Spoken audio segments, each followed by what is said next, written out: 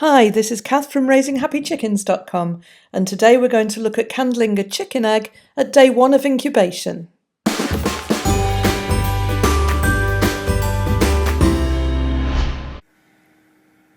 So on day 1 of incubation I would never normally candle eggs because the fact is there's nothing there to see. In a fertile egg the cells will already have started to divide, but with the naked eye there's no chance of us seeing that. It's going to be at the very least day 3 before we can see anything, and more often it's day 5 to 6. So at the moment we won't be able to see anything, but I'm going to candle anyway, just so that people who've never seen the process before understand how it's done. The first rule of candling is always to wash your hands before you start. The last thing you want is bacteria being transferred from your hands onto your hatching eggs. So hands washed, I'm going to be using this, which is the Brinzy Candler, very simple device. It's got a very bright light, which is bright but not hot.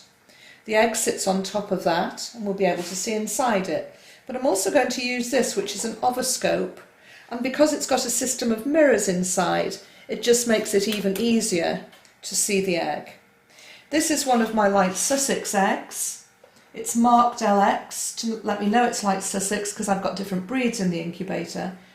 And if I turn the candler on, you'll just be able to see here that there's a dark area at the top and a lighter area at the bottom. So this dark area here is the yolk and the light area at the bottom is the white of the egg. It's in the dark area that the chick will start to develop, and eventually the chick will hatch out from this end of the egg. It's very important that eggs are stored with the pointed end down, and if they're stored with the pointed end up, hatch just won't happen. If I turn the light off in the room, you'll be able to see even more clearly, and if I turn the little wheel on the Ovascope, we'll be able to see right the way around the egg, and this will become important in the days ahead.